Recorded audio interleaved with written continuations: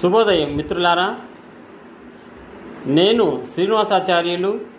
వాస్తు జ్యోతిష్యం.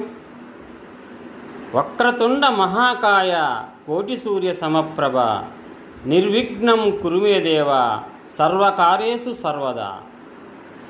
ఏదైతే మనము ఒక ఇల్లు కట్టుకున్న తర్వాత, ఒక స్థలం తీసుకున్న తర్వాత, పక్క స్థలము మనం తీసుకోవాలా అనుకున్నప్పుడు ఏ దిక్కు అయితే తీసుకోవచ్చో, ఏ దిక్కు తీసుకోకూడదో అనేది ప్రతి వారికి డౌట్ ఉంటుంది.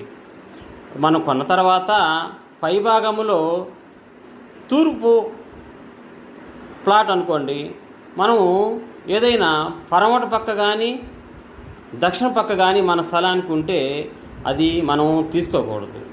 ఎందుకంటే ఏదైనా తూర్పు భాగం కానీ, ఉత్తర భాగం కానీ, దక్షిణ భాగం కానీ, పడమటి భాగం కానీ, ఎందువల్లంటే ఏదైనా మనం ఒక స్థలం తీసుకున్న తర్వాత, మన పేరు మీద తీసుకున్న తర్వాత పై భాగానికి అనేది తీసుకోకూడదు. ఎందుకంటే ఏదైనా మనం కింది భాగంలోనే తీసుకొని మళ్ళీ మనం తీసుకున్న స్థలంలో కలుపుకోవటానికి ఈజీగా ఉంటుంది. పై భాగంలో మటుకు తీసుకుంటే వాస్తు తప్పు వస్తుంది. కాబట్టి ఇది ప్రతి వారు గమనించవలసిందిగా కోరుతున్నాను. మిత్రులారా, వాస్తు జ్యోతిష్యం అనేది ఒక మంచి మార్గాన్ని చూపించే శాస్త్రం మాత్రమే. ఇది గమనించగలరు.